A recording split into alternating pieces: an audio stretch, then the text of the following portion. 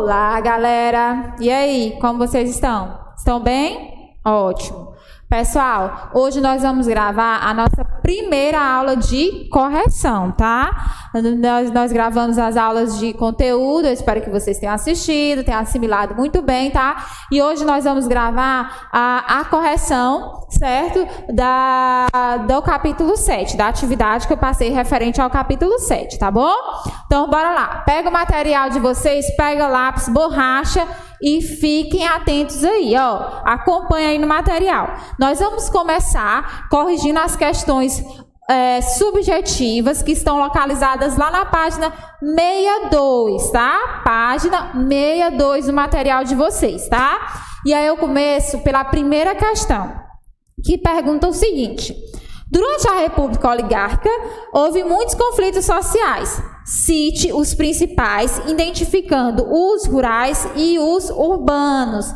Questão muito fácil. Nós vimos que nós tivemos aí 2 conflitos rurais e nós tivemos 3 conflitos urbanos, certo?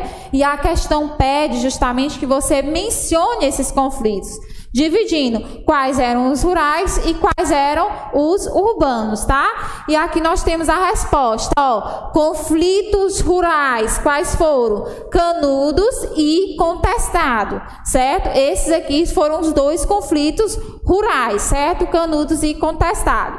Conflitos urbanos, galera, como eu falei para vocês, foram 3. E aí, quais foram? A revolta da vacina, certo? A revolta da chibata e, por fim, a crise geral de 1917, certo? Ok? Beleza? Pois vamos lá. Vamos para a segunda questão, que pergunta o seguinte: que características têm em comum a Guerra do Contestado e a Guerra de Canudos, além do fato de terem sido conflitos rurais? Esses 2 conflitos nós vimos que foram conflitos rurais, certo? E esses conflitos, eles tinham líderes que saíam, né, andando pela região, por regiões do Nordeste, fazendo pregações. Então, esses 2 conflitos, eles vão ter em comum justamente o fato dos seus líderes pregarem, certo? E o fato deles serem muito carismáticos, muito simpáticos, certo? E agradar, né, bastante a população. Então, a resposta aqui, ó, os líderes, os 2, né, líderes do conflito, apresentavam características messiânicas, certo? E eram também carismáticos. Como eu falei para vocês, né, e a gente viu na nossa aula, eles ganharam muito apreço popular. E a população acreditava, via, na verdade, neles, a possibilidade de uma mudança de vida, tá? Então, eles trouxeram esperança para as populações, para as pessoas que residiam nesses locais, tá bom? Vamos para a terceira questão. A terceira questão pergunta o seguinte: por que a igreja e o governo brasileiro foram contra o Arraial de Belo Monte? Gente, eles foram contra porque eles viam esse arraial como uma ameaça, uma vez que esse arraial já tinha crescido bastante. Eu falei para vocês na nossa aula que ele chegou aí uma média de 20 mil pessoas, então eles tinham receio de outras regiões do Brasil se inspirarem nesse arraial, certo? E aí acontecer várias rebeliões em várias regiões do Brasil e eles não conseguirem terem o controle sobre essas regiões e rebeliões, tá bom? E nós sabemos que o principal objetivo deles era ter todo o controle dessas regiões, tá? Então, aqui a resposta, ó, pelo fato deles representarem uma ameaça, como eu falei para vocês, à ordem estabelecida, certo? E não obedecer às ordens políticas e religiosas, tá bom? Então, essa aí vai ser a resposta. Por que eles não obedeciam? Porque nós vimos que eles formaram esse arraial e eles tornaram-se independentes, né? Independente com relação, né, à igreja e com relação também ao regime político. Eles criaram lá em Belo Monte uma legislação, uma organização própria. Então, eles não seguiam o que era ensinado pela igreja, não seguiam o que era determinado pelo Estado, enfim. Eles criaram uma legislação própria que vigorava naquela região. Então, tanto o Estado e a igreja, né, vão ver isso aí como uma grande ameaça, né, ao sistema, tá bom? Quarta questão, pergunta o seguinte: quais foram as causas da revolta da vacina? Gente, revolta da vacina, nós vimos que aconteceu no Rio de Janeiro, que o presidente nessa época queria tornar o Rio de Janeiro uma Paris brasileira, e para isso ele fez o quê? Ele saiu demolindo cortiços, casebres, que era justamente onde a população de baixa renda residia, certo? Para construir estradas mais largas, para construir prédios, para fazer grandes construções nessas localidades aí. E isso afetou a população carente da época, porque eles perderam a sua moradia. E o governo ainda afirmava que essas regiões serviam aí de proliferação de doenças, tá? E aí nessa época nós tivemos um surto de varíola, tá? Que nós vimos também na nossa aula, certo? E aí ele criou essa vacina, na verdade, criou não, né? Essa vacina já existia, né? Ele fez a aquisição dessa vacina para vacinar a população, só que ele fez uma imposição, tá? A vacinação era obrigatória, galera. A população, por sua vez, não estava habituada a tomar vacinas, certo? Então, foi um fato que para eles não aceitaram, tiveram a resistência, porque eles não sabiam, o governo não fez uma campanha explicando o porquê daquela vacinação, certo? Então, eles ficaram receosos, e também pelo fato das mulheres serem expostas, certo? Porque elas tomavam a vacina nas nádegas, tá? Isso para os maridos, para os pais, seria uma ofensa à honra feminina, tá bom? Então vamos lá, essa explicação aí foi antes, só de que na verdade durante a explicação já foi falada a resposta, mas eu coloquei aqui sintetizado para vocês, tá bom? Então, a população estava descontente com a situação das reformas existentes e com a obrigatoriedade de tomar a vacina, certo? Eles não aceitavam esse fato de ser obrigatório e de não terem explicado para eles por que eles precisavam, né, tomar essa vacina. Qual era o fato motivador, a causa disso, certo? Por fim, nós temos a quinta questão aí subjetiva, que pergunta o seguinte: a greve geral de 1917 foi um marco na história dos operários do Brasil. Por quê? Porque nós vimos que a partir dessa guerra, né, os operários eles passaram a ter uma maior aquisição de direitos. Muito embora esses direitos adquiridos aí nessa guerra não fossem direitos tão grandiosos, mas foi o início, né, da aquisição de alguns direitos pelos operários, tá bom? Então, pelo fortalecimento da política, eles tiveram fortalecimento político, certo? E pelo fato dos sindicatos tornarem-se mais coesos e organizados, tá? Aqui está a resposta da quinta questão, certo? Justamente por conta disso. E aí foi justamente nesse momento que eles passaram a ter a aquisição de alguns direitos, que esses direitos a gente vai ver mais à frente, quando nós estivermos estudando Getúlio Vargas, certo? Que aí sim vai ter uma abrangência bem maior durante a vigência do governo Vargas, tá, galera? Vamos lá para as próximas questões. Partindo agora para as nossas questões objetivas, certo? Vamos compreender aí, analisar as assertivas, tá? A primeira questão objetiva diz o seguinte: o presidente Rodrigues Alves, com a ambição de transformar o Rio de Janeiro numa metrópole, projetou juntamente com Pereira Passos, prefeito do Rio de Janeiro, um plano de recuperação e modernização.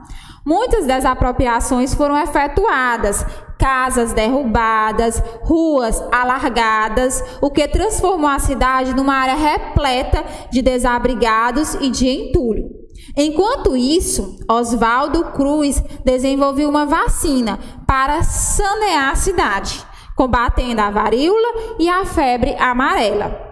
O povo, já indignado com a diminuição do poder aquisitivo, com as desapropriações e com a favelização da cidade, rejeitou as medidas de saneamento e provocou uma rebelião, que se tornou conhecida como Revolta Lembra lá, gente, a revolta da vacina, galera, que foi justamente, né, o momento em que houve essa transformação no Rio de Janeiro para urbanizar o Rio de Janeiro. Muitas pessoas, né, principalmente a classe baixa, foi atingida durante esse processo de modernização, né, e aí eles criaram essa vacina para vacinar as pessoas contra esses males que estavam vigorando no período, tá? Só que, como eu falei para vocês, a população não era habituada, não era acostumada, certo?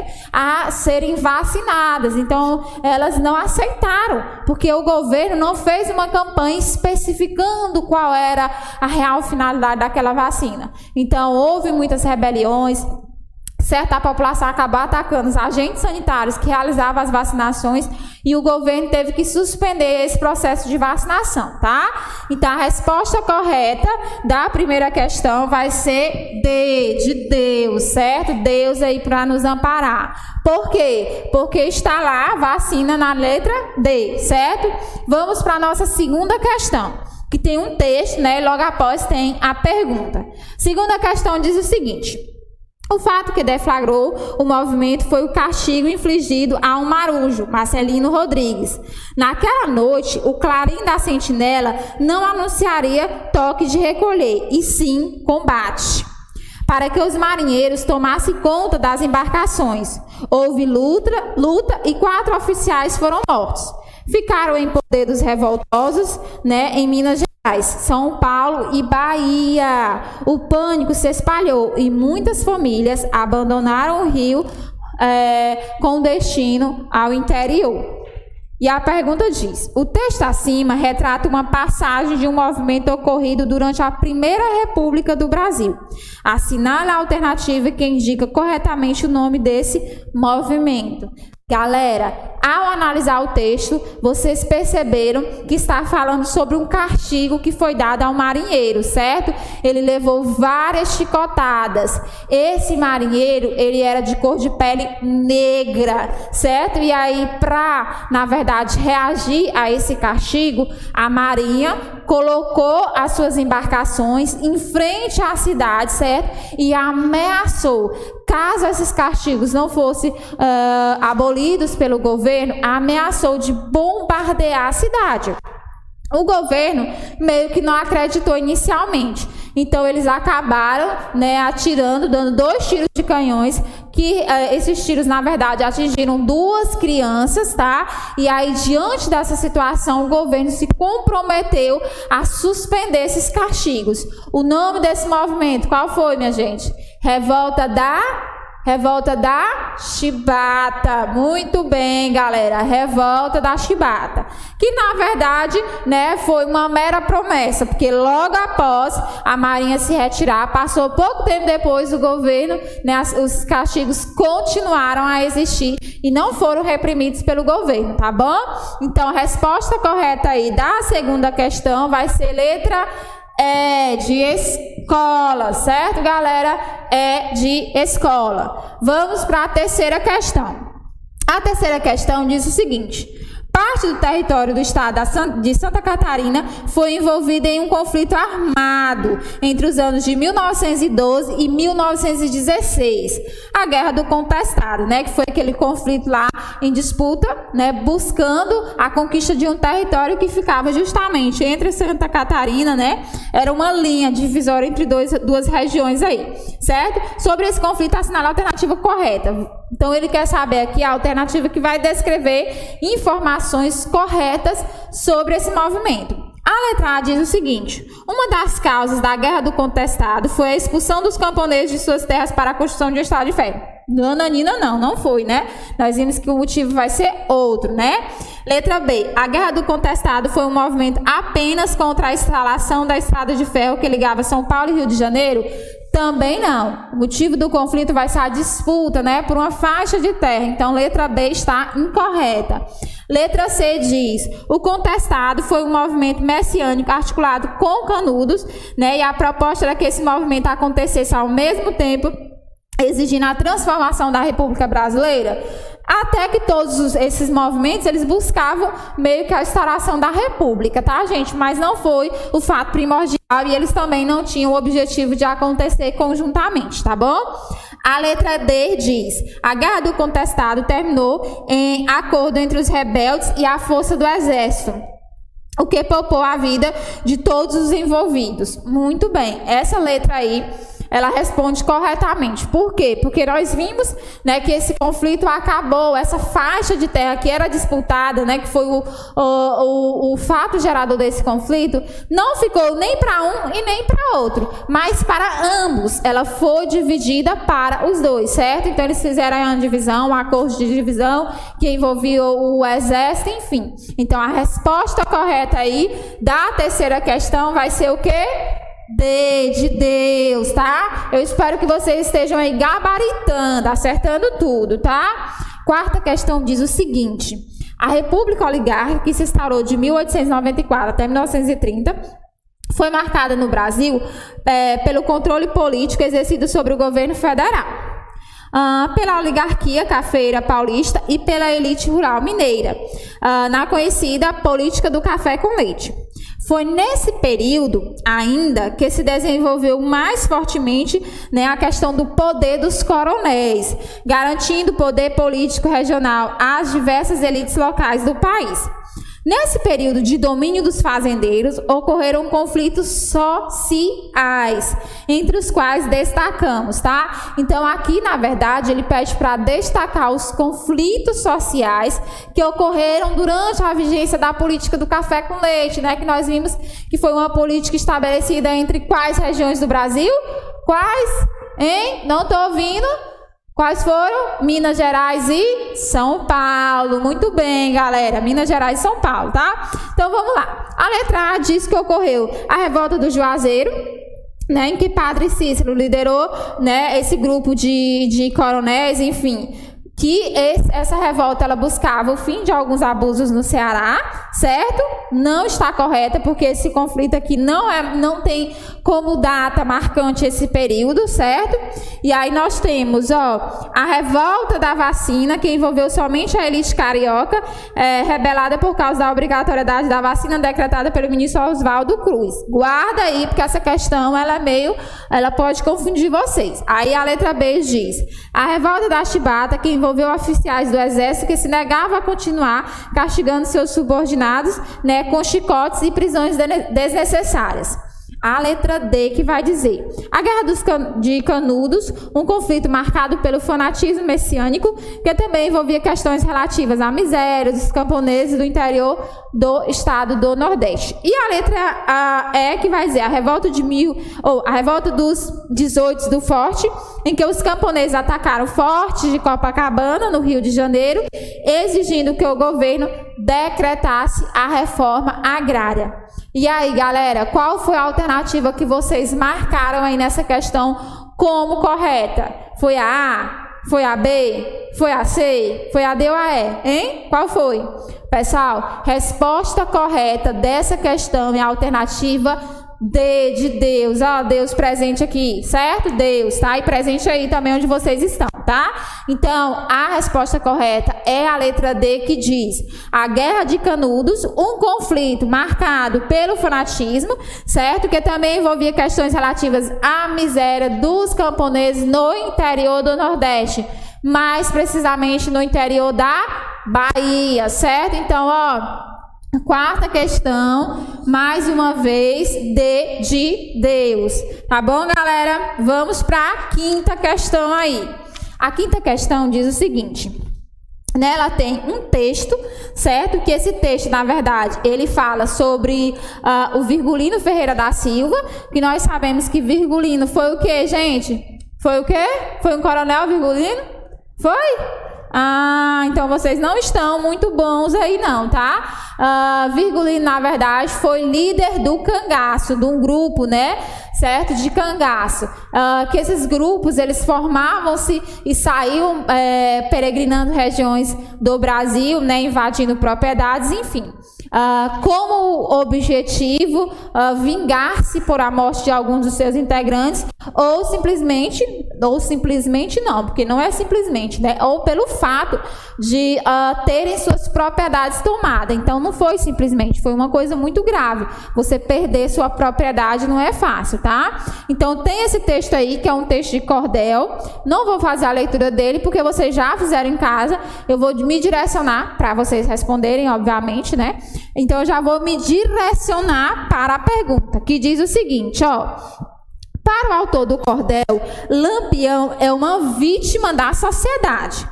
Dentro dessa perspectiva histórica, o cangaço é um fenômeno social resultante.